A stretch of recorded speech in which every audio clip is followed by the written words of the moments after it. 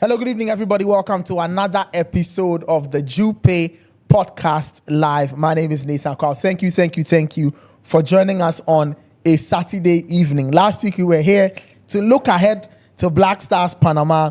That game has been played. We'll talk about the game, high points, low points, the hidden stories, the things you do not know.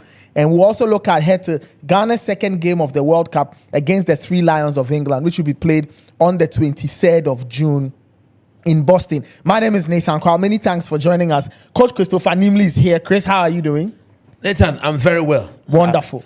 I'm doing really, really well. Wonderful. We'll get to hear from you a bit more. But remember that this show is proudly brought to you by very good friends from Jupay. If you're in the US, you are in Canada, you are in the UK, and you want to send money to Ghana, Togo, Cote d'Ivoire, Nigeria, Kenya, and South Africa, you have to use Jupay. It's your number one money remittance service. Easy to set up, easy to use. Enter your details. It's seamless. It's great. Recipients will get their money in next to no time. It's like handing somebody money as they are standing next to you. So as we always say, if you want to meet a need, send it via Jupay. Now, Jupay is doing amazing things in the US, right? So they've sent people to watch Ghana, Canada. We'll talk about that later. They had the cruise in New York on the 19th. It was a wonderful time. We'll talk a bit more. It was an absolutely fantastic time. The pictures, the videos, Wendy Shea, everybody turned up. It was absolutely lit. Now, there's something amazing happening in Toronto with Samini. We'll get into that, right? You'll get into that a little later. As I said, all you need to do is just sign up onto the Jupay app, and then you get to win a ticket to go and watch Samini. I'll give you some more details a little later. Later on the show, we'll be giving out tickets to Ghana v England. 3 people will win tickets to go and watch Ghana v England. And I'll tell you how you can be part of the chosen 3. All right. But let's begin very quickly with Ghana v Panama. And we'll go to the line first of all and link up with Fento Tahiru Fento, our brother who is in the United States, having the time of his life. He was there watching the game, and he will tell us all he saw, the things we didn't see. He will tell us. Fent, how are you? I'm sure it's afternoon there, so good afternoon to you in Boston. Good afternoon to you, my brother. How are you guys? I miss you guys, man. I made it. I made it to the US from Toronto. I arrived yesterday. You know, like how I always like to do media. If I go to a new city, find time to explore the city. I'm always not in a rush to leave. They just left on the evening of the game, right after. They actually were told to pack up even before the match, because the plan had always been to return immediately to Rhode Island right after. So a lot of the players already had their bags packed before the match.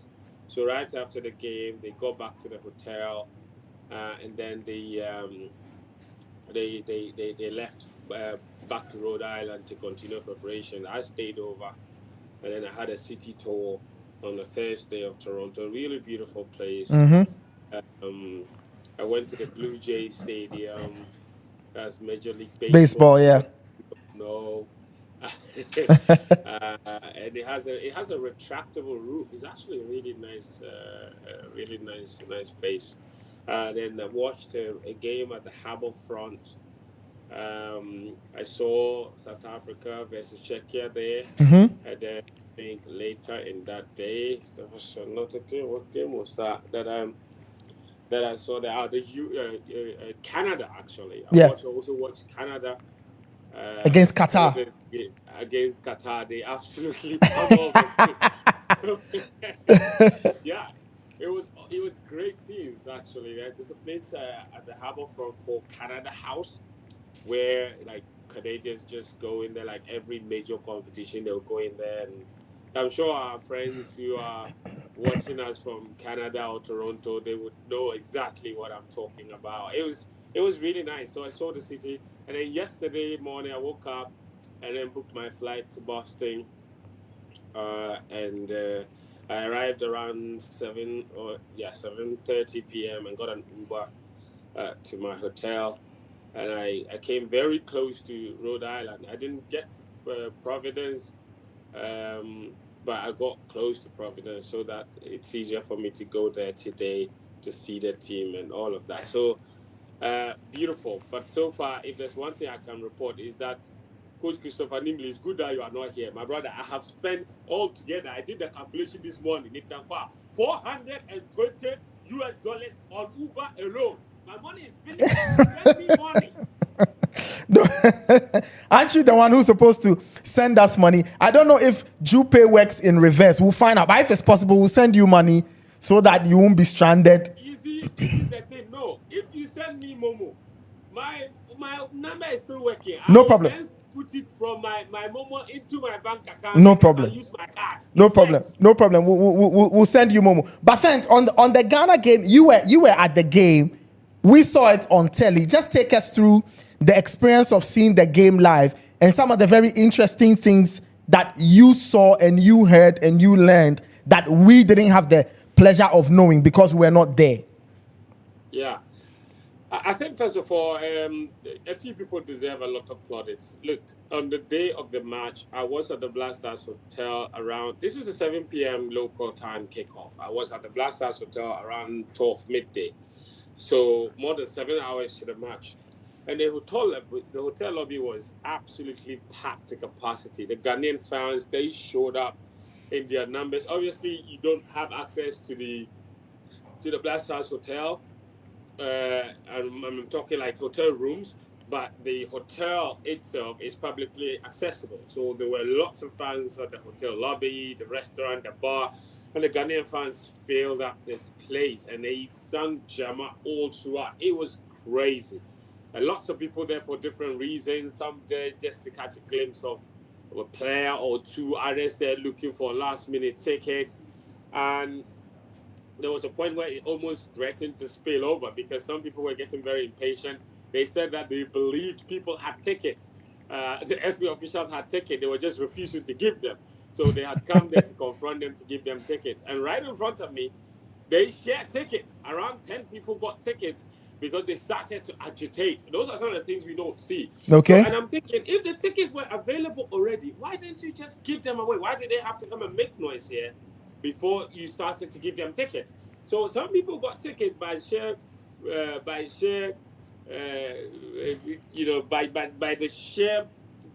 fact that they were just there and willing to get it themselves, So some of them picked a clue or two from Christopher Nimley's book and were like, don't lie. Don't give me a ticket. We are not going anywhere. Don't lie. The people gave them tickets.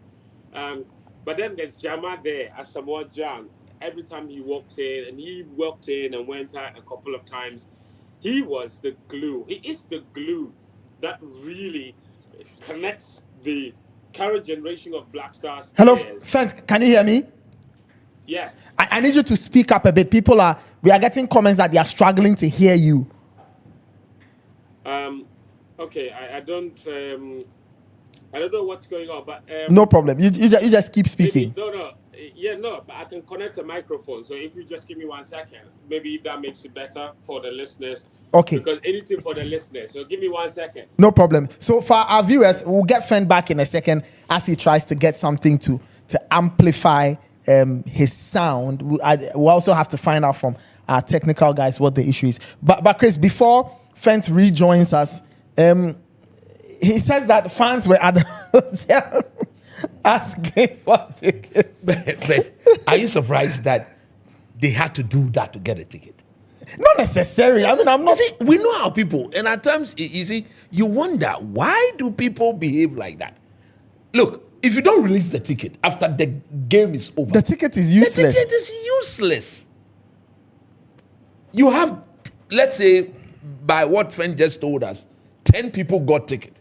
So what were you going to do with that 10 tickets? Eventually, you are going to give it out. So why do you wait for them to come and agitate and then say things they shouldn't be saying? We know you've got a ticket. You are refusing. If you don't give it a ticket, nobody's leaving. You don't do that. Just give it out. You see, when you give it out and it's finished, everybody will know that you've given it out and it's finished. So the rest will have to find their way. You understand? Okay. As to how the people had a conviction and the belief that the tickets were with the FA people, only God knows. But okay. At the end of the day, at least once that was done, the ticket was given. Okay. And they got a chance to go and watch the Black Stars. Anyway, Fent, let's get back to you. Let me see. I've connected the microphone now, so I hope it's better for the listeners. If it's not, then it's definitely a technical issue. So let's see. But you can hear me loud and clear. Yes, I mean, I can hear you loud and clear. Okay. Anyway, so as I was saying, and Chris is right. So, some 10 lucky fans, well, 10 angry fans got tickets. But not everybody was lucky. There were more fans outside the stadium than there were inside. The capacity of the stadium is 45,000. When the official announcement came in, there were 42,782 or so fans inside the stadium. So even if all the fans outside of Ghana were given tickets, there would be no seats in the stadium for all of them. It's just what it was. But I think a lot of the fans knew that there weren't enough tickets to go around, and it wasn't enough capacity to admit everybody. But everyone showed up anyway with that once in a lifetime opportunity to see the Black Stars. Even if I lived anywhere 5 hours away in Quebec, in Vancouver, in wherever around Canada, people came from. I met a man who came all the way from Sydney, Australia. He flew for 24 hours to get here. Wow. People came from the US. It was a whole lot of people that showed up there just to support the Black Stars. And it's unbelievable. A big shout to all the people who are watching this podcast, who were at the stadium, who have always... Look, you guys, I was amazed. Even Nathan, even for me, the sheer number of people that stopped me on the street of Toronto. It was unbelievable. I was walking around like a rock star. I had this many people actually watched the podcast. Everybody was asking about you guys. Like, where's Nathan? Where's Coach? Where's Coach? Where's Coach? Where's Coach? I said, Coach is enjoying at home with his wife. So it was. Look, they love you guys. They have been such incredible people all around, and they're so nice. They would come, take pictures. Like, it was really, really amazing. I think that we should make a planned trip to Toronto. I think this walk is not too late. I actually think it's not too late. I think Coach and Nathan, I think Jupay should make it happen. Let's get the guys here because, listen, it's unbelievable. And Sean, I hope you are hearing. Sean, are you listening? No more Sean. Are you listening to what Frank is saying, Sean? Yusuf, you are listening all the way from America. It's not so you too have late. to act now. Sean and Yusuf. Okay. Yes. Coach, it's not too late. And what? Okay, relax. Take it easy. Let Fent finish. Oh, man. You see all the people that got their tickets, they were behaving like Coach Chris. So I have to do that for Jupay to sit up. I trust them too. Not only use the fear.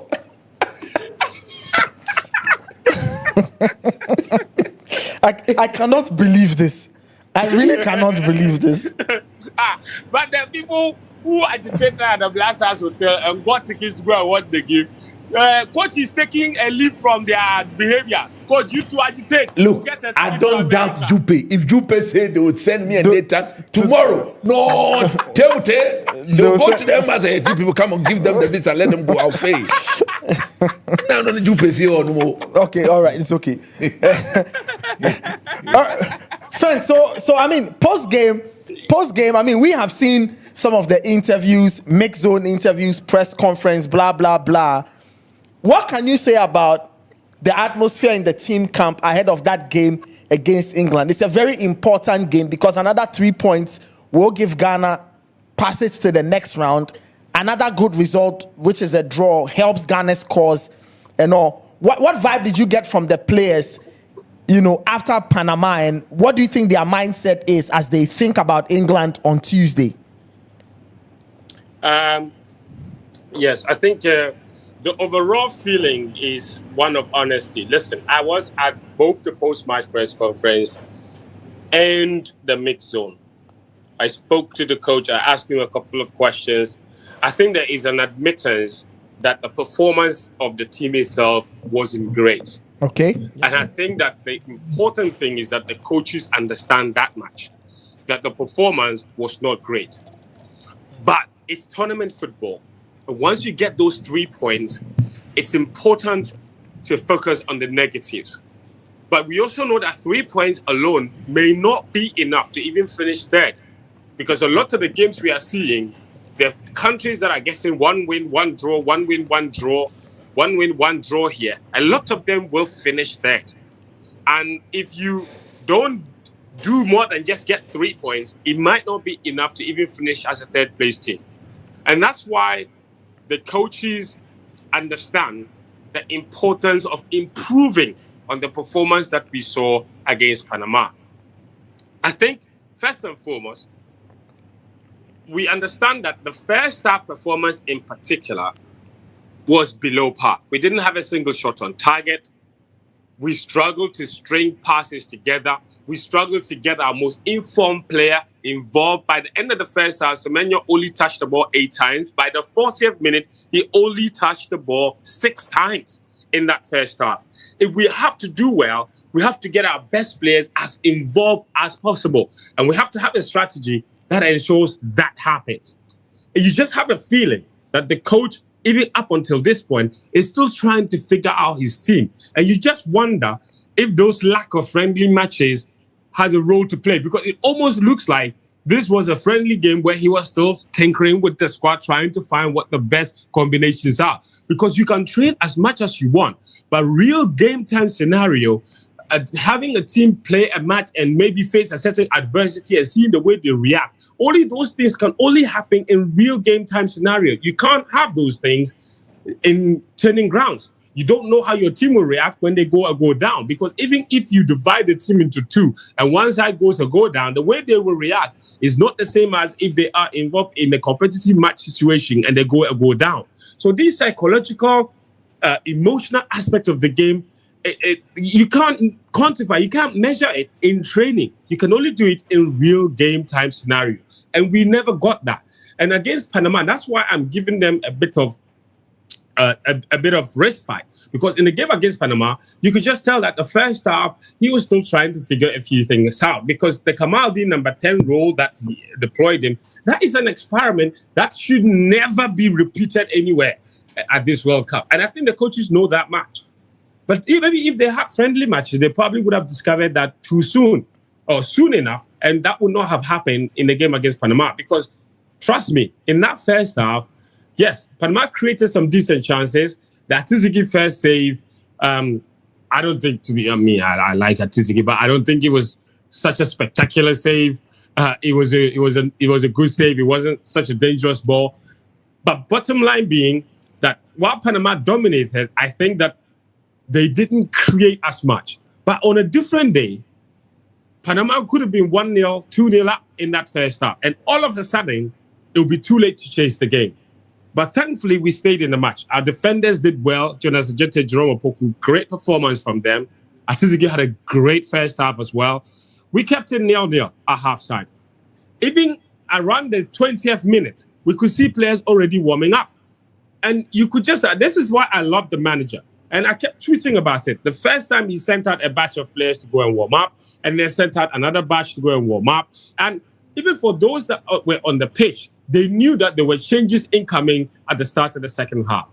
And at the start of the second half, forced change, the goalkeeper, Benjamin Asari, comes in. But soon after that, he takes off Nioma, he takes off Kamaldeen, and then he brings on Isahaku and brings on Thomas Branding Asante. And immediately, our performance changed. And there were instances where in transition, a player like Jordan Ayew, and that's the frustration that many people have with Jordan Ayew. And you could tell from the fans, and I was sitting in the media center area where I was sitting close to the fans on the wing. And you could just hear the frustration. There was this one moment where Jordan I think he took the ball from Semenyo. Semenyo gave him the ball, made the run into the half space. And Jordan, all he needed to do was lay the ball back to Semenyo, who was in transition. And instead, he just dribbled himself into a cul-de-sac and found no risk. And you could tell how frustrated the people were by that. And then once Jordan went on, we saw and brought what is his name? And Prince Edukobina came on. Immediately, you could see that the attack was sharper. Yep. Even Semenyo was involved in the game a lot more. There was a bit more fluidity, and they could interchange positions, and the attack was quicker. And you just wonder if maybe Jordan should have been taken off a little bit earlier. There are great things to Jordan's game, to be fair, but I don't think that those qualities in his game were useful or are useful in scenarios like the game against Panama, where we are chasing the game and we need to move the game quicker, and the attack needs to be sharper and the transition needs to be quicker. And those qualities were not useful whatsoever in that sort of situation. And you saw the change because the willing runners from the players that came on, that's what you need. And I think going into the game against England, it's going to be a really tough encounter, because I spoke to one member of the technical team that told me where England's biggest strengths are. And he said England concede an average of around 8 set pieces per game. 8 set pieces per game. And the last 10 matches, they've not conceded one goal from those sort of scenarios. So there are players that are technically gifted, but physically dominant as well. So we're not going to get them in those areas. Then there's also one area to England's game that could get us into a bit of trouble. We saw the second half of England's match against Croatia. Yeah. They're winning 3-2. And then all of a sudden you look on the bench and Rodgers is coming on. Saka is coming on. These are all game changers. And that's what you wonder if we have the same capacity, if we go with the players that we ended the game with against Panama. Because I think the rope-a-dope style works in situations like this. And that's why, for me, I think coach can come in and tell us about the tactics. Because, see, the truth of the matter is, what is our strategy? Our strategy that worked against Panama was we started with a group of players that were a bit too slow, struggled a little bit with combinations here and there. We brought in some firepower quicker after the Panamanians were a bit worn out, and we got them towards the end. Now, those are the players everybody agitates that we should start from the beginning. Yeah. So my question is, if we start those players, are we confident that we can get something from England with these players? And if we don't, how many game changers are on the bench or will remain on the bench that we could bring in for another strategy similar to what we had against Panama, where there was more energy from the substitutes? Because we go with Brandon Thomas Asante, maybe Isahaku, I don't know. President Dukwabna, I'm not too sure. Or maybe Inaki Williams. Mm-hmm. And then you've got Nioma Kamaldeen on the bench. Those are probably weapons that we could bring on the bench to do some damage. We saw them from the start. They were absolutely not great. They didn't contribute much. Attacking-wise, they were not involved as much. But maybe coming off the bench, they might be able to work a certain little bit of magic. I'm not sure. But I think the strategy against England has to be simple. Look, I'm not trying to be a bit negative, but I think that if we are being honest, we know that this is going to be a really, really difficult game. We probably will concede early on against England.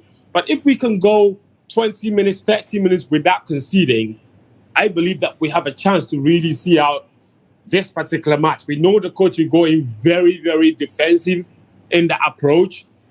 And that's why I don't think that the players that we all think should start will start, knowing the kind of coach that we have. And I think that his strategy, his thinking would be containment. Let's go into this game, contain England for as long as we can, and then towards the end, we can bring in these substitutes. And if the idea is containment, I am very, very confident that he will start Jordan again. Okay, interesting. Friends, before I let you go, some news has come in. I just need you to confirm this for us. Lawrence Atizigi, what's his state? Some reports are saying that he's ruled out of the World Cup. Some people say he will not play against England. Where are we with Lawrence Atizigi? I spoke to a team member, a member of the technical team earlier today. He said that basically what he said is that Atizigi's situation has been more positive than they expected, but then they will still need to assess him in the next couple of days. So I'm not sure entirely that he's been ruled out just yet. What I do know for sure is that I think his chances of playing against England at this point are very, very slim. That I can tell. Okay. That much I can report. That And what he's kind of struggling injury at has the he moment. suffered? It's a groin injury. Okay. It's a groin injury. And, you know, that's some type of muscle injury. Sometimes that can take a bit of time. And I think it should have gone off a little earlier, to be honest. I think around the 35th minute or when the first instance happened, he was treated on the pitch. You guys remember? Yes, I remember and that. when he was being treated, Benjamin Asare was on the touchline warming up. And we all thought Benjamin Asare was going to come on almost immediately. And Ati said, no, he was good to continue and saw out the rest of the first half. But the truth is, I don't think Ati should have seen off the rest of the first half at the point where after he was treated, because that was when he sustained the injury. And that insistence on staying on for those extra 10, 15 minutes might have been what has cost him this game against England if he doesn't recover in time to play. And so I think, you know, I can understand his psychology. Like, he doesn't want to go off now. Another person comes, say, I get it, you know, because it's really difficult. And that goalkeeping situation is very competitive. So, but at the end of the day, you know, it was just a small price to pay for a bigger advantage. But in his instance, he's paid a really big price by staying on the pitch for just an extra, I don't know, 10, 15 minutes that really wasn't really worth staying on for. Okay, so friend, I with my little knowledge on how long it would take for a groin injury to heal, I want to believe he's out of the tournament. He's out of the tournament. Yeah, it's entirely possible. Yeah. It's entirely possible. If it's indeed a groin, I don't see how he recovers within 3 weeks. He would need 3 weeks to 1 month to recover. And if it is indeed a groin, coach, the funniest thing is that this is the one department where there's no panic. There's literally a goalkeeper that is part of the team, not part of the team, emergency goalkeeper. So Agbesi is there. I saw him at the game. So he also went to watch the game with a ticket, obviously. So I saw him when I was going in. We spoke briefly. And just when when I let him go, guess which other famous player came walking by? I almost introduced the two of them, but Agbesi was so far gone, I couldn't get him involved. It was Canada's greatest footballer of all time. Do you know who that is? Can you guess? Alfonso Davies. Alfonso Davies. Is he greater than Asmir Begovic? Asmir Begovic. Okay, yes, Begovic. Okay. Asmir Begovic. Yes, Asmir Begovic, yes. I took a picture with him. I don't know, Nathan, if you saw. No, I haven't seen that. I haven't seen that picture Begovic. yet. It's true. Yeah, I took a picture with him. I was taking a selfie, and my head was around his waist. That's a man mountain right there. All right, friends, thank you so much for joining us. Enjoy Boston. We'll catch up after the game. I don't know where you'll be by the next airing of the Jupay podcast, but wherever you are, we'll catch up. I want to go to the Samini concert. No problem. The one Jupay is organizing. You want to go to the Samini concert? No problem. We'll discuss it. You are a Jupay ambassador. So when you get there, you enter for free. Sean, isn't it? Yes. Yeah, you are an ambassador of Jupay. So when you get to the gate, whoever is there, they allow you to enter for free. That's right. Give me the details. Let me see. It's on the phone. Yeah, it's there. I think it's on the platform. So it's 22nd. 21st. It's So happening on the 21st, which is tomorrow. Yes. So it's happening on the 21st. 21st, this Sunday, 6 p.m. That's tomorrow. 6 p.m. at a Toby Coke. Yes. It's Apostle Continuation Hall 10. Thank you. Belfield Road. Yes. Toby Coke. Ontario. I'm going back to Canada. Thank you. Go back to enjoy that. Friends, thank you so much. Stay safe. We'll catch you later. Thank you. All right. Cheers, guys. Cheers. All right, so that was Fento Tahiru joining us from Boston on the East Coast. He's getting ready to cover Ghana v England on Tuesday in the World Cup. This is still the Jupay podcast. Your comments are coming through. I've seen a couple of comments. I'll get to all of them a little later. Chris, before I bring you in though, just a few pointers, right? As Fent mentioned, the Samini concert is happening in Toronto, okay? It's happening in Toronto. at a place called E12. So people can catch that. Now, in terms of how you can get in, if you sign up to Jupay, right? Just sign up. If you download the app and you are a new user, you get a ticket. If you are an old user, just look out for the notification that would allow you the opportunity to go. Now, even if you don't have a ticket, I'm told that when you get to the venue, you can sign up onto Jupay. Once you sign up and you are on, you get a ticket to go in and enjoy Samini, right? The other thing that I said I'll be telling you about is that 3 winners today, or 3 people today, will get tickets to watch Ghana, England. The first 3 callers who have downloaded the app and have registered and used Jupay, those 3 of such people, right? 3 of such people will get a ticket. But remember, terms and conditions apply. So when you call, you've already downloaded the app, you are already using it, you've registered, you are eligible for a ticket. But the guys in the back will speak with you. There are a couple of conditions you need to meet, and then you will get a chance to win your ticket. Yeah. So 3 people, Chris, will be winning tickets to go and watch Ghana v England in Boston. Chris, let me come to you. You and I were in Ghana. We're not at the same place, though. Yeah. We're doing different things, but we all saw the game. What did you make of the performance itself? I know now the excitement is out of the way. Let's look at it objectively.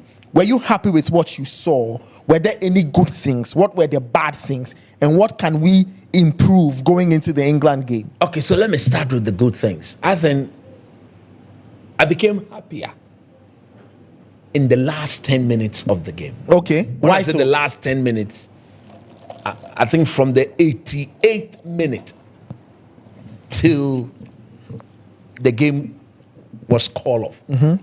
That was when I became happier. From the 88th minute? You remember I called you during the halftime? Yeah, I remember you called me. And I was pissed. Yeah, you were so upset. I was so upset because what I couldn't understand was the simple, elementary mistakes that were being committed, especially in midfield. Before I go into that, let me start by saying that I didn't like the way we started the game. Okay. This has to stop. If you watch the game against Wales, mm-hmm. we also didn't start very well. Mm-hmm. Truth be told, but for Lawrence Atizigi, Wales should have scored 3 goals in the first 20 minutes.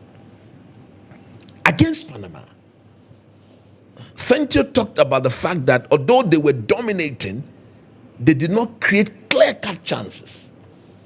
I think it had to do with Lawrence Atizigi again. Okay. We were just not able to stop them from doing whatever they wanted to do. Okay. We're not pressing the ball like we should be pressing, especially in the zone. We're not doing a high press. We're doing a medium-low block. But whenever they got within our zone of pressing, we were not pressing. And I was asking myself, if you are not pressing them when they are in the zone of press, yeah, where and when are we going to win the ball off them?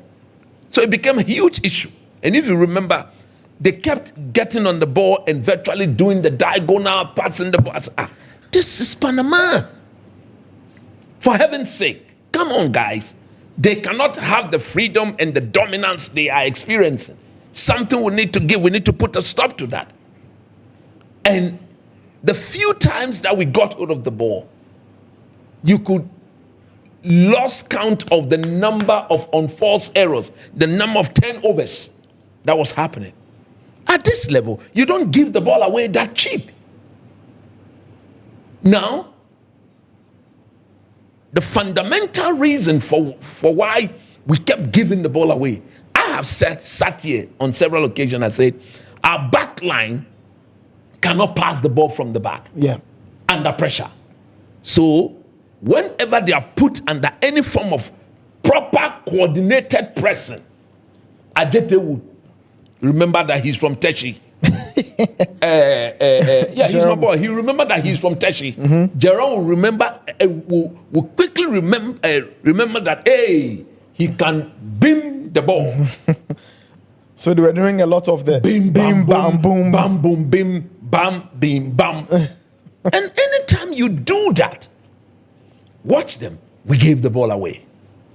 And so Panama, very comfortable with the back three, and then they will come again. Look, I've always said here that to play a back three, the three guys are supposed to be ball passers, ball progressors. And we saw that in Panama. The back three, they could pass the ball. Short. Especially their left center back. They could pass the ball. He was hitting the diagonals a lot. I was wondering why our defenders were bypassing the midfielders.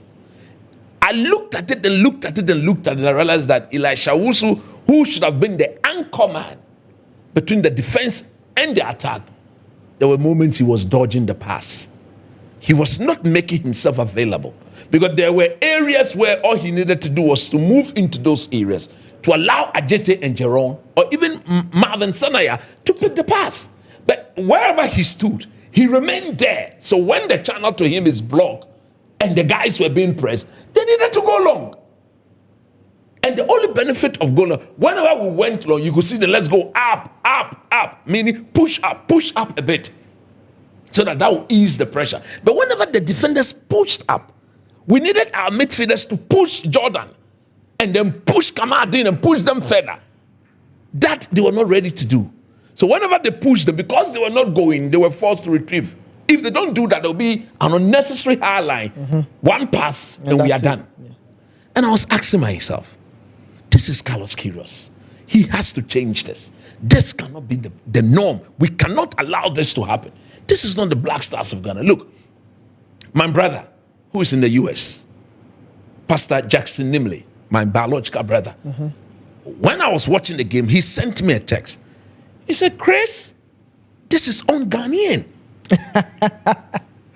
And I was like, yes, I'm even pissed because this is not our team.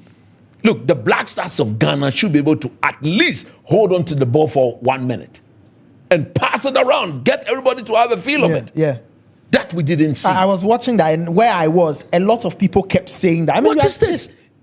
These were comments from casual fans. Yes. And everybody kept saying that, look, just get on the ball. Get on the ball, let's play. Move it around a little. Move it around a bit. And once your opponent realizes that you can move it around in a very determined and confident manner, they become a bit hesitant whenever they're approaching you. But because they realize that anytime they press, we'll go long and they will win the ball, they kept doing it. So that was one of my issues. Now, Nathan, I sat here together with Fent. I think we all agreed that midfield is our weakest department in the team. Yeah. For once, of all the good things that Carlos Queiroz has done, if there's any area in this team where he's not giving us the opportunity to express ourselves better, it's in midfield. I think we took too many wingers to the tournament. Some of those wingers are clearly duplicates of others. So we could have used or we could have excluded them and brought in other midfielders. Like, for example, Sulemana, the boy at Atalanta, who now plays on Bologna. We should have brought in that boy. Even if possible, we should have squeezed in Majid Ashmero. Because we needed somebody who would get on the ball and just begin to play with everybody. Elisha also is not that tired. He can't even pass the ball forward. Anytime he went long, he gave it away into throw. And the day after or 2 days after, I was with Coach Kwabena Danso on the platform. I listened to that. And he had a look at the numbers, the data. And I was telling the guys that these numbers just tell us all the things we need to know about Elisha, what he can do and what he cannot do. And it's like his limitations far outweighs his ability or his positives. So what is he doing there? Unfortunately, the one deputizing for him to is more or less very similar to him. Where is the variation? We needed the midfield didn't have any variety at all. So we struggled there. Now, I was happy when Fent pointed out the fact that Kamadin number 10 experiment should never be repeated. The man, even as a winger, has not got the talent. 1, 2, his decision making very poor. to play as a winger. No more if they say you are playing as a number 10, but Ogbo Jibo why? Ogbo Jibo. In Ghana we say Ogbo Nana Jibo Ogbo. Look at all the number 10s in the world. I got Bulu 10, Bulu 10, Kakuan Jibo 10, O 10. What do you mean? So viewers, coach is just literally saying that to play as a 10, you have to be a very bright player, bright, a very smart, intelligent, player, perfect when it comes to your decision making. We didn't see that with Kamadi. And then you remember I spoke about Ernest Nuama. We all came to agree that if he's fit, he starts. Yeah. But you saw what he did, right? He struggled not only throughout, but he avoided every physical contact. And that made life extremely difficult for Marvin Senaya. Because there were times where when the diagonal were made and Senaya was being doubled upon, we needed Nyama to retrieve or to track back to make it a 2v2. Yeah. It kept being a 2v1. Senaya had a tough game. He had a very tough game. And I said, no, don't blame him. Look at what is happening. In front of him is a winger who is concerned about his injury. In front of him is a winger who is surely avoiding every physical contact with the opponent. So don't blame him. Unlike the other side, Semenyo, you see the way he was coming back to help Gideon Mensah. Yeah. We were not experiencing the same thing on the right. So in my view, that is a major concern going into the game against England. Decisions will have to be made to rectify that. Because you and I know that the English team, per the wingers they've got, 1v1, our fullbacks, like it or not, will struggle against that. Yeah. We are going to be playing deep. Playing deep doesn't mean we should create a 1v1 situation with any of their wingers. Because if it's Saka on who? Saka's on Gideon, or Madueke on Gideon. On this one, if it's the Newcastle boy or Rashford on Marvin, we need to always make sure that in addition to the defensive line cover, there should be somebody who not allow them onto their favorable foot. Yeah. The English are using inverted wingers. They want to cut. Rashford want to cut Newcastle. What's the name of that one? Gordon wants to cut on the right. Saka and they also want to cut. And unfortunately, we are not using inverted fullbacks. We are using natural fullbacks. So the wingers will have to drop them. So that when they drop and they follow the fullbacks, then our fullbacks can pass them on to the midfielders. Then we can step in and block the channel. That has to be fixed. And then Nathan Kwao. Look, he's an integral member of this team. Nobody disrespect Jordan Ayew. But at his age, if this is the way he's going to play for this team, he becomes very useful when we have a lead to protect. Okay. That is when he becomes very useful. And even that, I'm a bit skeptical. Do you know why? Why? Have you followed the officiating in the World Cup? The referees are not giving anything at all. No. You are right. They are just not giving. Hey! Then you fall down. Come on. Get up. Let's play. Jordan didn't get a lot of fouls. He didn't get a lot. I think he got only 2. He got one. Let's say about 2. Let's say one every 2 to 3. No, one every 3 to 4 fouls. That is right. Yeah. So that now even tells me that even when we have a lead to protect, he may come in, attempting to hold the ball. He'll be brushed aside and he'll say, "Play on, let's go." Yeah. And that play on means we are in trouble. Yeah, we are one man down. Yeah. He's not pressing. Not even in the zone of press. He's not triggering any press. Go watch the game. But according to the numbers, I mean, I saw the numbers. It looks like he did the most. The most what? I'm trying to, because he topped a certain chart. Maybe he will. Was it the most precious? He said the most precious. No. For once, I disagree. And I'm not the only person who disagree. Well, from what we saw, whenever the ball came into our zone of press, he did not trigger any press. Okay. I saw that. I even lost count of the number of times I saw that. That has to change. The question is he the man? Because look at the English backline. See, I'm talking to Panama, but I'm looking into the future. Look at the English England backline. themselves, it looks like they may make a change. Yeah, they make a change to the backline. Yeah. Maybe John Because- Stones may not come yes. back. It will be Konsa and what? Magay. Magay. But Konsa and Magay are also very comfortable on the ball. Yeah. So if you don't press them and allow them to pass and pass, go to Rich James, pass and pass, go to O'Reilly, what's the name of the Nico man? O'Reilly. Then Declan Rice is moving all about the place, receiving from them and distributing. We are going to be in serious trouble. True. But if you look at Konsa, under pressure, he's error prone. Yeah, he can easily give He it can away. easily give it away. And I don't think Jordan is the player to do that. Yeah. Look, at age 34, I would have, if I'm with him, I would tell him that, look, as my captain, I'll start you. Give me a powerful 60 minutes. And then I substitute him. A powerful 60 minutes means press. You saw him whenever the camera fell on him, right? He looks like somebody who was completely gassed out. Yeah. Breathing in a lot of oxygen. And I like the point you make about the press. Yes. England's back line, you have to press If the you don't back press line. them, If you don't press the back they are line, very comfortable. Konsa and Gehi, Across, even across. all the those left they back, are Rhys very good James, footballers. all of them, they're very good technical footballers. very good football. They can pick the pass short, Long, go long. they'll So if fix you it don't disrupt, A bit of whatever stability they've got, they'll punish us. yeah. So we need to look into that and make sure something is done to stop that. Has Semenyo got what it takes to make sure he press Rhys James? Yes, of course.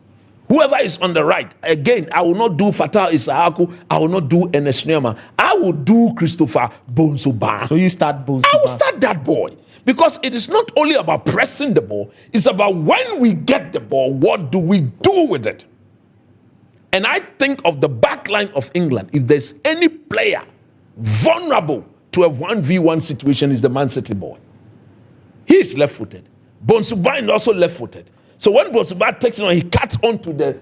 He's cutting onto O'Reilly's right. That is weaker it. foot, yeah. Advantage galore. And Bonsuba technically will pick the pass. Unlike Isaaku, who when he sees that, hey, he's got a field day on that side, he will cut in, bim, cut in, bim. At times he gets it right, but most often than not, he gets the decisions wrong. Again, Nathan, we cannot do a two-man midfield. If we do a two-man midfield, England will slaughter us. Look at what they are doing. There's Elliot Anderson. Yeah. There's Declan Rice. There's Jude Bellingham. Jude Bellingham, nobody should be fooled, is not a number 10. He plays as a number 10 when they are in possession of the ball, but when they lose the ball, he drops in, and Hurricane vacates the two center Then back. becomes the 10. Then becomes the 10. Yeah. So if we don't match them for numbers in midfield, Yeah. we are in big Because trouble. already, Chris, physically, those three, Are very dominating.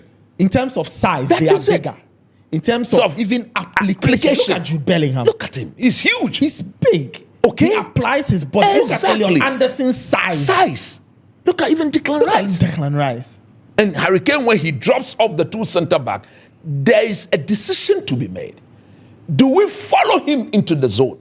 If you watch them against Croatia, in that first half, whenever he dropped off, the Croatia center back followed him there.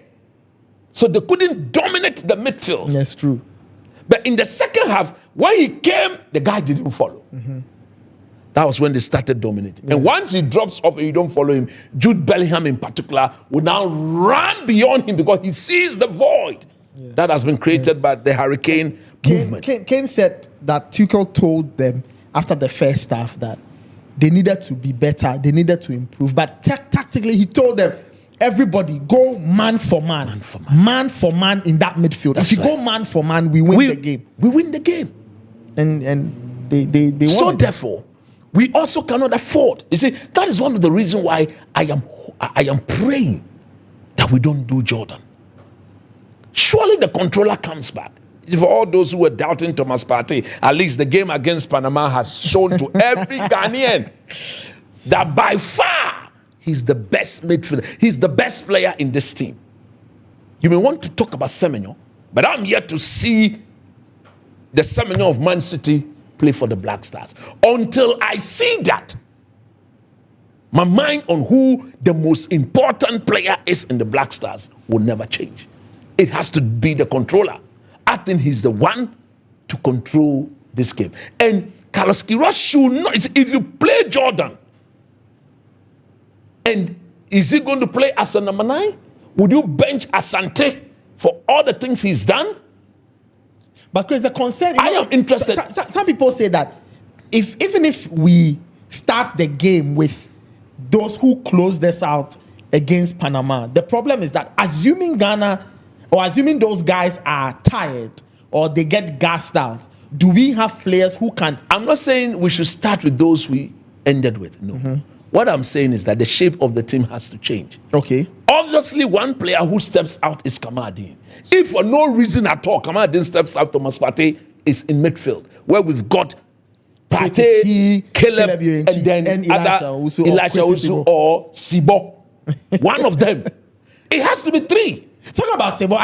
I thought he did his work. No more rigid. He has a very rigid waist. You saw, even he alone, he cannot break the ball in 10. Look at how he was standing. I said, come on, man. This is the Black Stars of Ghana. Maybe his usefulness will be his size. Yeah. Get in there, get involved. Don't allow them to establish any physical dominance. Show them that you are from Kumasi. At least on the physical side, I think he can compete than Elisha Owusu. You understand? So we need that, because if we go a 2-man midfield, we will not get the best out of Thomas Partey. So a 3-man midfield. And see, if we go a 3-man midfield, that is where Caleb is given the license to do a proper box-to-box. Because behind him will be Thomas Partey and Sibo or Elisha Owusu. When we lose the ball, he's got the energy to do 1, 2, back, and then he comes and he keeps the shape. So something will have to change. Something will have to change. And I think if we do a 4-3-3, that could become a 4-5-1 per whether we have the ball or not. Another important reason, you see, we cannot, although it's about containing them, but because we are going to be playing on the transition, we cannot allow them to disrespect our attacking player. When we win the ball, come on, let's go. You have to attack them. They know that whenever they lose the ball, they are tactically out of shape. So that is where their wingers and the midfield tend to press the ball to get you to make the mistake. Unfortunately for us too, our defenders cannot pass the ball from the back. Again, the importance of Thomas Partey. To take the ball off the back. He will take the ball. You see, he will see whenever they block the channel, he will move and receive and turn. Partey will do a lot of coaching, a lot of communication on the field. Okay. You and myself, we've watched him several times where he virtually directs his partner in midfield, do this, come here, when I come here, go. You see it, all those things for him. Even at Arsenal, we saw it. He used to control Declan Rice. Kajo Fechon. Beshi, yo, Pongo Jibo. I know me, no, not control game. Eh. We saw that several times. And he would do that to perfection. Okay. Nathan. Wrap it up for me and let's It's about the first 20 minutes. The first 20 minutes? Yes, that's all. If the game goes 0-0 after the first 20 minutes, Ghanaians will clap for the Black Stars. Because it is England before us. Psychologically, but 20 mentally. minutes is only like what? 1/4 of the game. You see, I'm saying first 20 minutes. I've seen the team against Wales. I've seen the team against Panama in the first 20 minutes. I didn't like it. I got so mad. So you feel that if they play an improved first 20 minutes, we are in charge. It will allow them to believe that we can take these guys on. We saw Cote d'Ivoire. We've seen Morocco. Morocco against Brazil. It was the first 20 minutes. The moment they saw that, 20 minutes, so you see, football is played, everybody won an early lead to force you to do your plan B. Plan B is most often not the best plan. That's why we all go in there with the plan A. Right. So if the plan A is to make sure you don't concede in the first 20 minutes, hold the line. Okay. Don't do turnovers, unnecessary turnovers. Speak to each other, encourage each other, be confident in your approach, be very decisive in whatever you are doing. And once you establish that, get them. You need to earn some respect from them. Yeah. In a game of football, when your opponent completely doesn't respect you, it's so embarrassing. They can treat you anyhow. But the moment you begin to earn their respect, then it takes something away from them whilst it adds to you, and then the game becomes a balanced game. Okay. Then we can go 1v1 at it. All right. We'll see how things go against England. This is still the Jupay Podcast live. My name is Nathan. Coach Christopher Nimlisi. Earlier, we caught up with Fento Tahiru, who's in Boston in the United States. We'll take a very quick break. When we come back, I go through your comments. I'll take closing thoughts from Coach, and then I'll open the lines so you can call us and share your thoughts. As I said, the first 3 callers who have downloaded the Jupay app are frequent users of the Jupay app and have registered on the Jupay app. Those 3 callers will get tickets to go watch Ghana v England, subject to some T's and C's that will be communicated with them a little later on the other side. This is the Jupay Podcast. We'll take a quick break. When we come back, we have a lot more for you. We'll be right back. Don't go anywhere.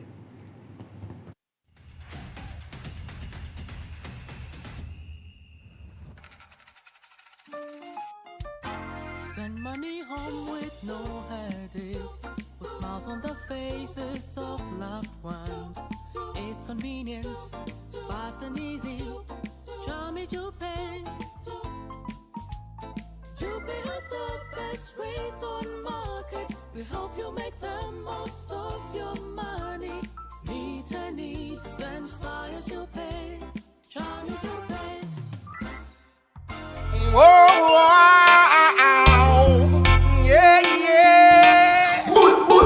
Yes, people, it's the Jupay Samini experience happening live on the 21st of June inside Toronto.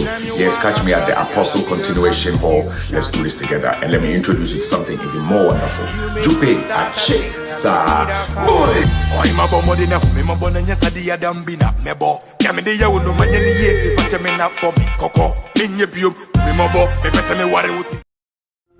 Feeling alive. Yes, people, it's the Jupay Samini experience happening live on the 21st of June inside Toronto. Yes, catch me at the Apostle Continuation Hall. Let's do this together, and let me introduce you to something even more wonderful. Jupay Ache Sa Boy. Electric energy. Electric energy. Electric energy.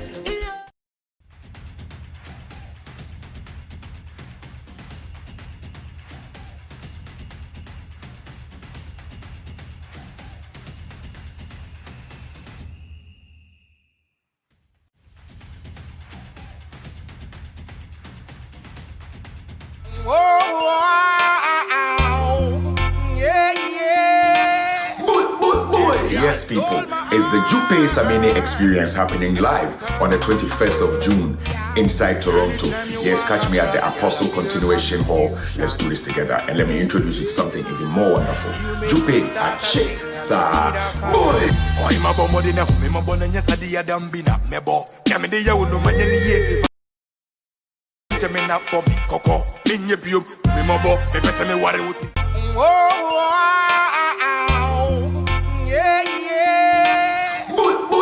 Yes, people, it's the Jupay Samini experience happening live on the 21st of June inside Toronto. Yes, catch me at the Apostle Continuation Hall. Let's do this together, and let me introduce you to something even more wonderful. Jupay Ache Sa Boy.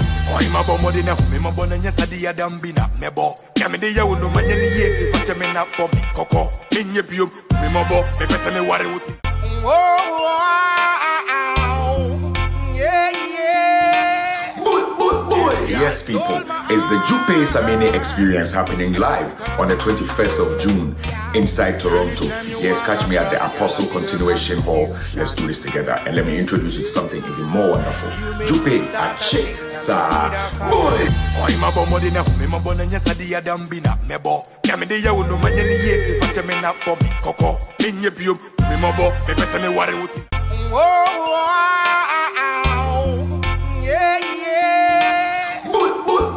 Yes, people, it's the Jupay Samini experience happening live on the 21st of June inside Toronto. Yes, catch me at the Apostle Continuation Hall. Let's do this together. And let me introduce you to something even more wonderful. Jupay Ache Sa Boy.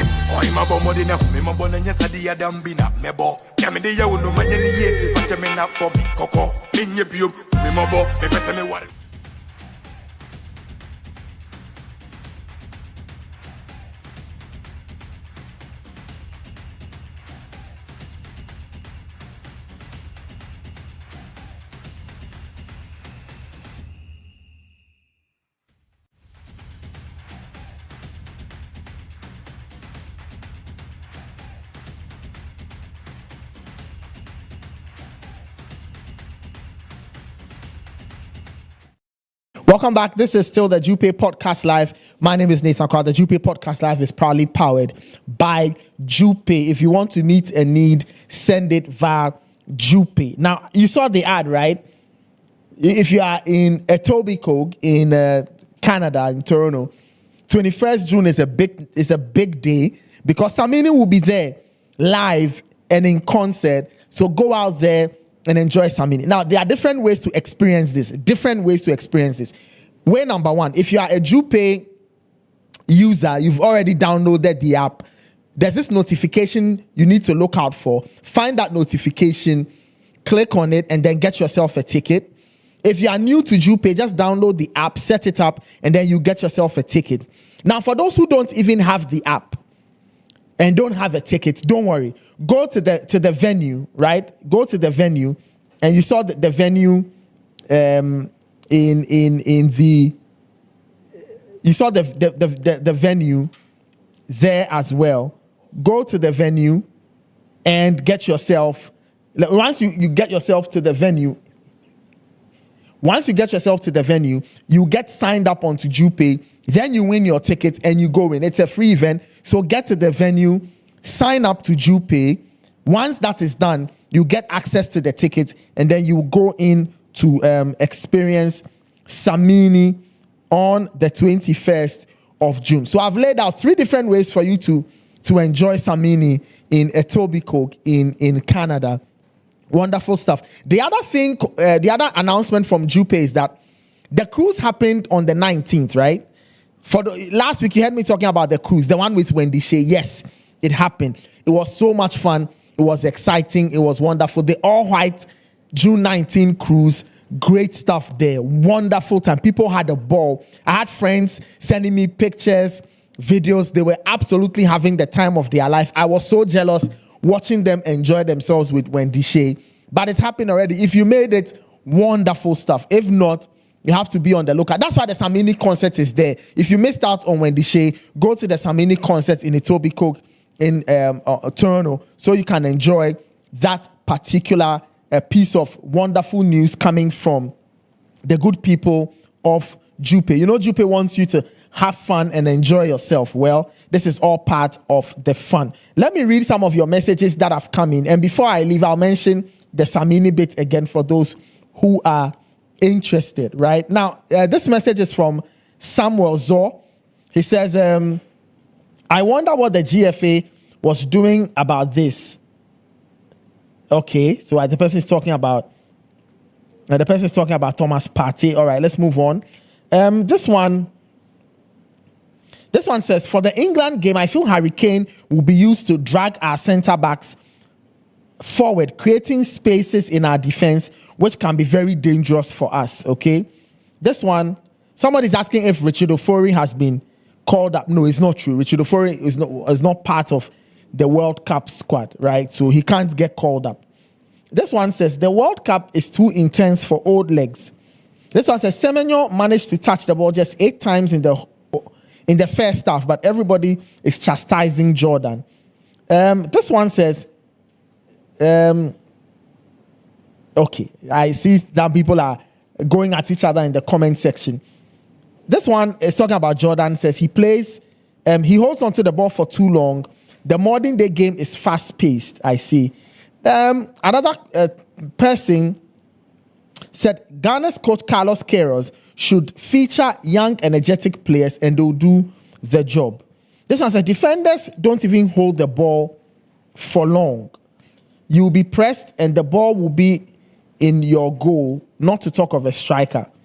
Okay. This one says, thank you, Coach Nimley. That was the exact time Jordan was up. No, Jordan stayed on for 80 plus minutes, right? This one says, to cut everything short, we are not Barcelona, neither a top pedigree football country. Jordan holding onto the ball isn't what we need because modern football environment is fast-paced. I see. This one says, Jordan was the most fouled player in the EPL and still amounted to nothing. Also, the back passes from Yirinchi are too many. You can't do this against England's fast-paced attackers. This one says, Nyama is a player who do well from the bench. And this one says, England play with a 3-2-5. They will pin our defense, so we have to play a back five. I see. Quite interesting thoughts there. You can send in your comments as well. I'd love to hear a lot more from you in terms of the comments. And you can also give us a call. My technicians are working the lines to give us a call. I think we have a caller on. Okay, all right. So people can give us a call, I'm told. So if you are watching us, you can give us a call. Now, last week we were nice to our friends in Canada. Today, our focus is on those in the United States. If you are in the United States and you are a Jupay user, you've downloaded the app and you've registered, give me a call. I have 3 tickets to give away to Ghana v England, subject to certain T's and C's that you would have to meet when my guys on the other side speak with you in terms of your ticket. Let me see if we have a caller on the line. Hello? Hello? Hello. Hi, what's your name and where are you calling from, please? My name is Isaac. I'm calling from Brighton and Hove. Okay, Isaac, thank you so much. You are calling us on the other side of the pond. Let me put it down. The East Coast. Yes, That's yes, right. yes. Calling us from Brighton and Hove. Wonderful. Isaac, please go ahead. Yeah. Oh, good evening. No more Minga. Yes, Coach unfortunately has had to leave to attend to some matters, All right, but I'll pass no your problem. greeting on. Please go ahead. All right, that's fine. I hold an alternative view when it comes to our selection on Tuesday.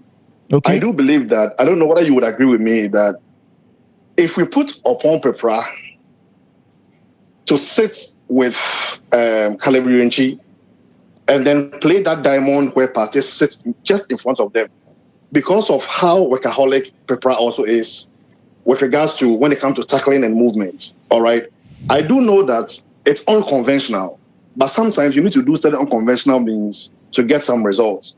Because he can be able to move with Hurricane up and down. We can do the Mourinho style or put it under Herrera on Eden Hazard. You remember that game? Yeah, I where remember United that play game. against. So if that can be emulated, where Prepra is very strong, he's quick, he's energetic, he doesn't need to do much. Just get the ball, give it to Partey, give it to Range, let them progress the ball. All he does is break the play, hustle them, and find, his close teammate to be able to progress the ball for him. Because when you look at Sibo and Elisha, they are okay, but I do feel like Prepra is also like them. Just that Prepra might have more energy than both of them. I see, but Prepra is a defender, so you'd want to deploy him in midfield. Yeah, deploy him in midfield in front of the back four, all right, to give more defensive solidarity, all right, because of how Hurricane drops in deep. So instead of he bringing maybe one of the defenders along, whether Adete will follow him or it will be the other left guy, that tall guy to follow him, then probably doing that kind of job, all right, following him around, all right, making sure that he doesn't get a sniff of the ball itself. And then he gets the ball, all he does is send it all the way to either Partey or either Yurinchi for them to progress the ball. He doesn't need to progress the ball or anything. All he needs to do is to make sure that he sits in there with his athleticism and with Yurinchi's athleticism. At least we know that they'll be able to show up the midfield and help, Partey dictate the play. I know it sounds very unconventional, but I do feel like sometimes you need to, because I know Tuchel might have just profiled all our players and know who is going to play in where. But if you throw something like that in there, it will throw him off. Because you need to be expecting it as well. You understand? Okay. With football strategy and tactics, it's more like being strategic and using certain conventional means to be able to deploy your own way of doing things. And that in itself is a strategy that I believe that can outsmart Tokyo in the first 20-15 minutes before he's able to come up with something else to see how he can decode whatever we brought up to him. It's going to be a tough game. All I need the Ghanaians to do is to believe. I live here I know they are all, when I go to work, I work with NHL, and I go to work, we always start this game in. Most of them are not comfortable playing against Ghana because they believe that we are more motivated and we want to, stick it to them. Okay. So I do believe that with the belief we have and with this issue, we should use that as a fuel to be able to motivate ourselves and then go into that game and play for him. Okay. And I think we'll do okay. We'll do just fine. Thank you. All right. Thank you so much, Isaac from Brighton and Hove. You can give us a call. Today, as I said, today is a special for those in the US. If you are calling us from the United States, I need you to have downloaded the Jupay app, be a registered user, and be a frequent user, and you get a ticket to watch Ghana v England, subject to some T's and C's. Let me take this caller. Hello. Hey, Nathan. How are you? I'm fine. How are you? Good. Nanajma, I'm calling from the States. I'm in Colorado. Wonderful. Nana, you're calling us from the States. Are you a Jupay user? Do you have the Jupay app? I am a Jupay user, but unfortunately, I cannot travel to Foxborough to watch that game. It's too far. Oh, yeah, it's too far. No. Wonderful. Yeah. Anyway, way too far from me. Okay. So anyway, give us your thoughts ahead of the game. Okay, so I really think Jordan is playing against us, for real. So what are we getting from Jordan? He's essentially a foul merchant. All he does is just foul people. He holds the ball unnecessarily. Like it's almost like I was crying watching Jordan play. Like, bro, why are you keeping hold of the ball? Why? So I think he shouldn't play. He should come on maybe like 5-10 minutes. I think we're going to get a draw in this game because England, they haven't won anything since 1960. They always flatter to deceive. And Nathan, remember, if you look at our records, every second game in all of our World Cup tournaments, we've never lost any. You can check from 2006 to date, our second game, we've never lost any, at least a tie or a win. So I'm thinking that at least we'll get a tie in this game. And secondly, Nathan, so before the World Cup, remember, the sports minister said we were raising extra $20 million just to help us with ticketing and, bring fans. I know the U.S. Embassy denied a lot of people, and so we couldn't bring fans. If you watch that game with Panama in Toronto, Nathan, there are over 200,000 Ghanaians living in just Toronto alone, and we were woefully outnumbered. So what happened to buying tickets for fans? I'm telling you, there's going to be a lot of Ghanaians in Boston. Go ahead. No. Finish, please. Okay, so there's going to be a lot of Ghanaians in the East Coast that would want to come and watch the game. Yeah. But the tickets are really, really ridiculously expensive. Okay. So if we raise $20 million, Minister, please buy tickets for Ghanaians to go and support our team. It just doesn't make any sense that we have all these Ghanaians in the USA and we would, again, be woefully outnumbered when it comes to fans. And there's even Boston alone has over 50,000 Ghanaians living there. I'm telling you. Okay. Well, interesting points so there. The sports minister... Yeah, so the sports minister has to buy tickets. I'll go for somebody else to come. Thank you, Nathan. All right. Thank you so much. This is still the Jupay Podcast live. You can give us a call. Tonight, I have a special for our friends in the US. If you are a Jupay user, a registered user, and you are in the United States, I have a match ticket for you. Of course, subject to some T's and C's. So you can go and watch Ghana v England in Boston. Let me take this caller. Hello, Nathan. How are you doing? I'm fine. How are you? I'm doing well. So I before the game, I just want to. What's your name and where are you calling from?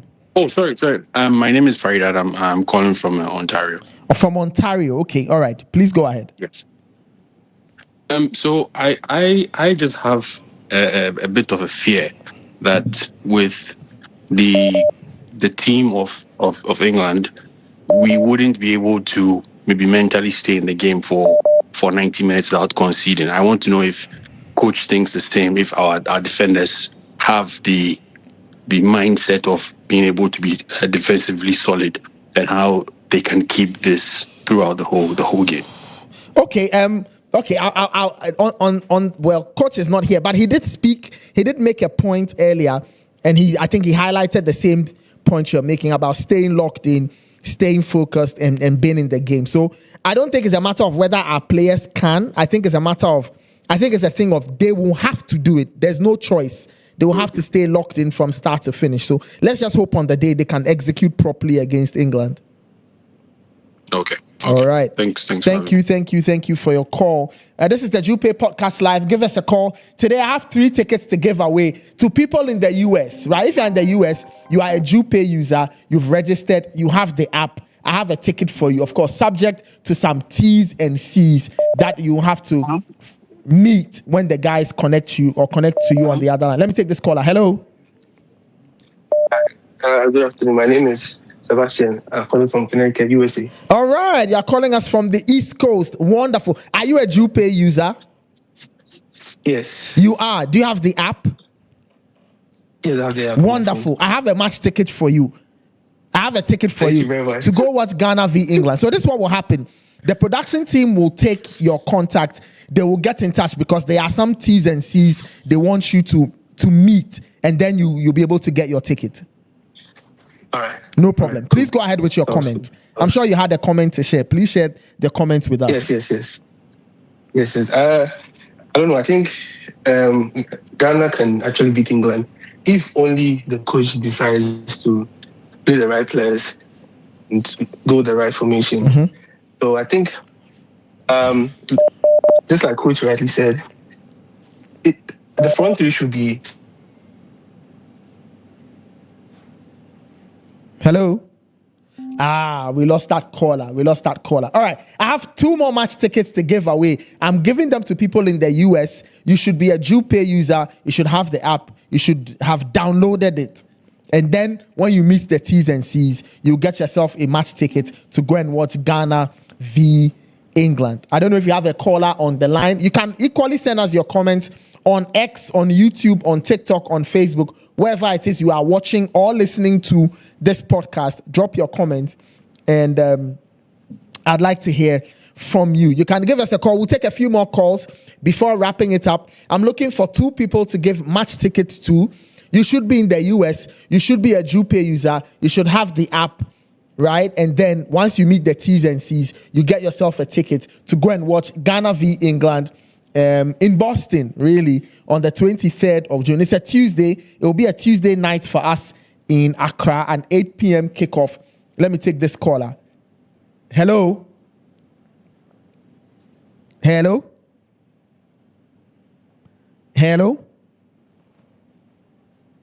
All right, this is still the Jupay Podcast. My name is Nathan. Coach Nimley was here earlier. He's had to bounce out to deal with other pressing matters. Earlier on, we caught up with Fento Tahiru, who's already in Boston and has shared a couple of thoughts with us, okay? You can equally send in your comments and would love to hear from you. Remember that if you are in Ontario, Etobicoke to be precise, if you are not doing anything on the night of the 21st, which is tomorrow, Samini is having a great concert powered by Jupay. Jupay has brought Samini to Canada. Download the Jupay app. Once you set everything up, you are getting a ticket. If you're already a Jupay user and you have the app, look out for the notification that says you've won a ticket. Even if you don't have a ticket or you're not a Jupay user, go to the venue, right? The venue for the event. Once you get there, you will be signed onto Jupay. Then you get yourself a ticket, and then you can go in to enjoy the beautiful music from Samini. So 3 simple ways that you can employ for you to enjoy Samini's concert in Etobicoke in Toronto. I think the venue is the Apostle Continuation Center, I believe. Yes, that's the venue. That it's in Etobicoke in Toronto. So you can go there to watch Samini on the night of the 21st, which is tomorrow. But you can still give us a call. I have 2 match tickets to give away for our very good friends in the United States. Just give me a call. If you're in the US and you are a Jupay user, you have registered, you use the app regularly, I have a match ticket for you to go and watch Ghana v England. To go and watch Ghana v England in the 2026 FIFA World Cup happening in the US, Canada, and Mexico. So you can give me a call. Give me a call. Don't be shy. Give me a call. Drop your comments in the sections as well. I'd love to hear what you think. I'd love to know what you make of the Black Stars. Are you happy with what they did against Panama? How do you think they can get the result we all want when they take on England on Tuesday in Boston? So give us a call and we'll gladly love to hear from you. And then you can also win yourself a ticket to go and watch Ghana v England. If you're in the US and you are a registered Jupay user and you have the app, call me. You get yourself a ticket, of course, subject to some T's and C's that you will have to meet so you can get yourself that match ticket. Several people want tickets to go and watch Ghana v Panama. They were so excited. You cannot be left out of the fun as well. So give us a call on the Jupay Podcast Live. Would love to hear from you. Would love to hear from you. You can also drop your comments in the comment sections on YouTube and on all the major platforms. This is still the Jupay Podcast Live. Let's take a quick break, right? When we come back, we'll see if we can take some more calls and then we'll wrap up on today's episode. Try and download the app. Get onto the Play Store, App Store. Download the Jupay app. Sign up. There are goodies there for you to enjoy as you keep sending money from the US, Canada, and UK to Ghana, Togo, Nigeria, Cote d'Ivoire, Kenya, and South Africa. We'll be right back after this short break. Don't go anywhere.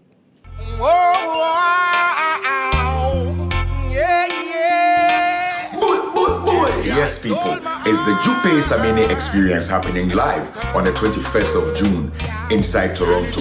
Yes, catch me at the Apostle Continuation Hall. Let's do this together. And let me introduce you to something even more wonderful. Jupay Ache Sa Boy.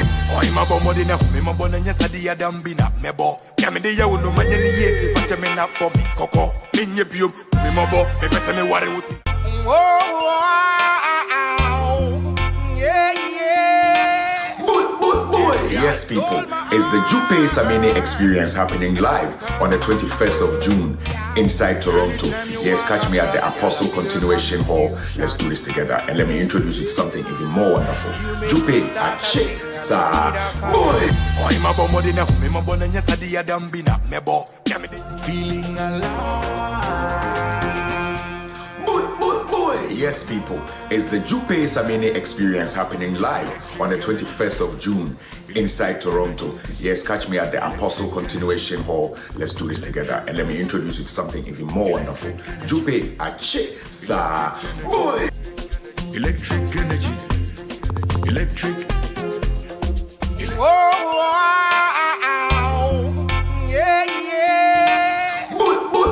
Yes, people, it's the Jupay Samini experience happening live on the 21st of June inside Toronto. Yes, catch me at the Apostle Continuation Hall. Let's do this together. And let me introduce you to something even more wonderful. Jupay Ache Sa Boy.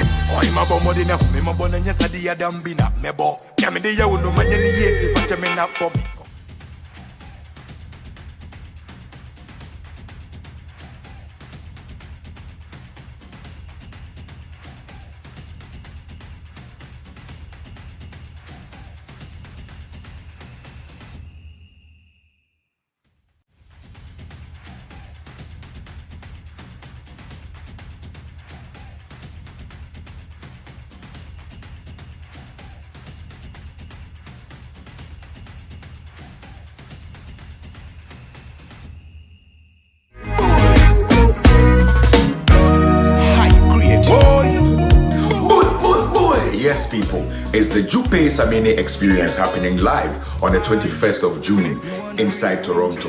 Yes, catch me at the Apostle Continuation Hall. Let's do this together. And let me introduce you to something even more wonderful.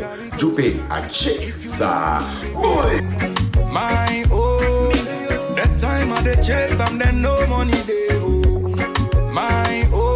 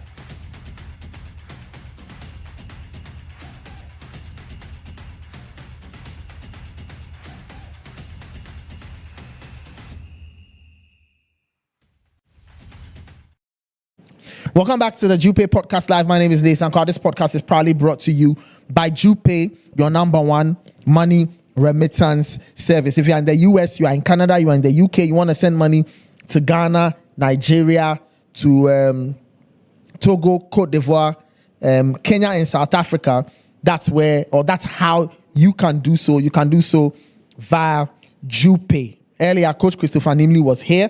Earlier, we spoke with Fento Tahiru Fento, who joined us from the United States. Let me just give you updates from the World Cup for those who know or may not know what exactly is happening. Brazil beat Haiti by 3-0. Mateus Cunha and Vini Jr. scoring in that particular encounter there. And then Turkey lost by 1-0 to Paraguay. So Turkey are out of the competition. 2 losses. They're out of the competition there. Galaza with the goal. Galaza with the goal after 2 minutes to give Paraguay their first 3 points of the competition. Netherlands, they beat Sweden by 5-1. That's a huge score for the Dutch. Remember, they drew 2-2 with Japan. Well, they turned up the heat on Sweden and they won that game by 5-1. Cody Gakpo scored 2. Brian Brobe scored 2. Silencio Somerville got 1. And for the Swedes, Anthony Ilanga got what was a consolation, right? Later tonight, Germany take on Cote d'Ivoire. Germany are hoping to grab their second win. Cote d'Ivoire also hoping to grab their second win. Who gets all 3 points? We do not know. The winner of this game is dead certain to be in the round of 32. For Cote d'Ivoire, even if they lose, they do have a game against Curaçao in their final game. Yes, somebody will say that anything is possible, but you do expect Cote d'Ivoire to do what they must do to get what they must get against Curaçao in that final game. But that final game is not until 4 or 5 days from now, but they take on Germany tonight, and the hope is that the Ivorians will push on and get themselves what they need to win that particular encounter. So Cote d'Ivoire will take on Germany. That's at 8 p.m. Ghana time. 8 p.m. Ghana time. For the Dutch, they've already backed 3 points. They beat Sweden by 5-1. That is a huge scoreline. A huge scoreline for the Dutch national team, who are hoping to do well. Remember that they've lost in 3 World Cup finals, 74, 78, and then in 2010. 2010, they lost to Spain. In 74, they lost to West Germany. In 78, they lost to Argentina. So we hope that the Dutch will do their thing. In terms of the World Cup, on Sunday, these are the matches that will be played. There's Ecuador versus Curaçao, which is at midnight. At 4 a.m. in Ghana, Tunisia face Japan. At 4 p.m., it is Spain versus Saudi Arabia. Remember Spain? Yes, they drew goalless with Cape Verde. They are hoping to get their very first 3 points of the competition. And then at 7 p.m., Belgium will take on Iran. The 2 countries are hoping to get their first 3 points of the World Cup as well, after not winning their first game. And then Uruguay take on Cape Verde. Both of them drew their games. Cape Verde got a historic goalless draw against Spain, while Uruguay drew 1-1 in that game with Saudi Arabia. So that's what the picture looks like. On Sunday, June 21, there are 5 matches. Ecuador versus Curaçao at midnight. Tunisia versus Japan at 4 a.m. Spain versus Saudi Arabia at 4 p.m. Belgium versus Iran at 7 p.m. And then Uruguay taking on Cabo Verde at 10 p.m. in Ghana. I don't know who you are supporting. I don't know who you are tipping, but you can let us know. And then on Monday, there are 3 matches. At 1 a.m. is New Zealand versus Egypt. 5 p.m. is Argentina versus Austria. And then 9 p.m. is France versus Iraq. So that is the lowdown on Monday. And then on Tuesday, 23rd June, that is the day Ghanaians are interested in. Norway versus Senegal is at midnight. Jordan versus Algeria is an all-Arab type clash at 3 a.m. 5 p.m. is Portugal versus Uzbekistan. 8 p.m. is England versus Ghana. 8 p.m.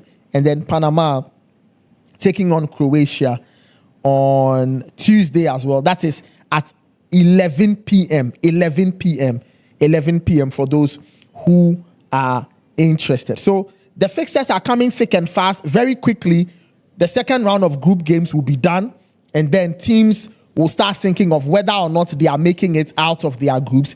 How are they going to progress? Will they finish as part of the best third place teams, or teams will start packing their bags and they will go home? Some countries have already booked their tickets out of the World Cup. Turkey, they've lost 2 games. It doesn't look like they will be making it out of the group. So they are already on their way out.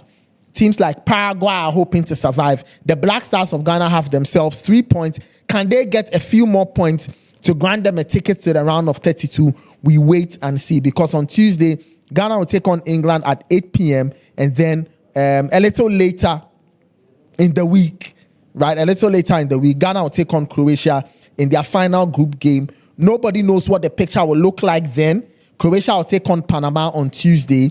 We wait to see what exactly will happen. Now, for those who are interested, FIFA has announced that the very first criteria for tiebreakers in the World Cup is head-to-head. So think about it. So, should it come down to points or whatever? Remember, Ghana has a head-to-head victory over Panama. So it could come down to all of that. So as you enjoy the World Cup, think about all of these, that the first tiebreaker is head-to-head. The result between 2 teams who are tied on points. Whatever that result is will determine who goes home and who gets to stay in the competition. That's something on the side that FIFA has announced for you to enjoy. The final bit before we close out, Miguel Almiron, if you remember him, he used to play for Newcastle in the Premier League. He's become the very first player to be sent off in the World Cup for covering their mouth. Remember the rules before the World Cup? FIFA stated that if in a confrontation, a player covers their mouth, they are going to get an automatic red card. Nobody wants to know what it is they are saying. Once you've covered your mouth, it means you are saying something unpleasant and you don't want somebody to know. So you've covered your mouth. So your punishment is a red card. Miguel Almiron was the very first victim of that rule. He got sent off as Paraguay beat Turkey by 1-0 in that particular encounter. So those are just some side stories from the World Cup for you to enjoy. And that's how we wrap it up tonight on the Jupay Podcast Live. My name is Nathan Kwa. Earlier you heard from Fento Tahiru Fento, who is in Boston and will be our man on the ground. We'll catch up with him later after that game and later on the next episode of the Jupay Podcast Live, which will be on the 28th after Ghana takes on Croatia. So we'll review England, we'll review Croatia, we'll figure out where the Black Stars are at that time, and then we decide on what the conversation will be, how to prep for round of 32, or what are the lessons we must take away from the World Cup in the event that the Black Stars will have to exit. Also, Coach Christopher Nimley joined me earlier. He's had to leave because he needed to be somewhere. Many thanks to my production team, Sean and Chris and all the guys, the lights and sound guys. And then to Auntie Lou for giving us great refreshments, the rolls and the drinks and all. Thank you so much to all the guys. Thank you to our good friends at Jupay, your number one money remittance service. They are the ones connecting you from the US, Canada, and UK to Ghana, Togo, Nigeria, Cote d'Ivoire, Kenya, and South Africa in terms of sending money and trying to solve 1 or 2 problems or making people happy or just spreading the love via the finances. If you are going to the Samini concert, wonderful. If you don't have a ticket, 3 ways. Sign up to Jupay, you get your ticket. If you're a regular user, look out for the notification. Or you can go to the Apostle Continuation Center tomorrow. Get there, they'll sign you up onto Jupay. You get yourself a ticket. Go and enjoy Samini. And to our friends in the United States, be on the lookout for Ghana, England. Jupay has all kinds of amazing things prepped for you. So find out how you can get in touch with Jupay and you will be all the better for it. My name is Nathan Kwa. We'll catch you on the next episode of the Jupay Podcast Live. Stay safe, enjoy, wear your flag, support Ghana. We wish the team the very best.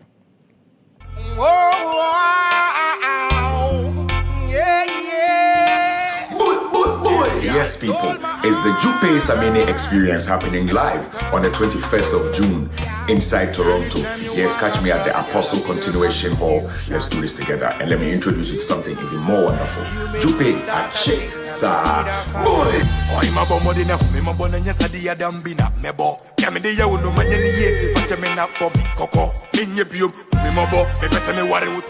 Oh.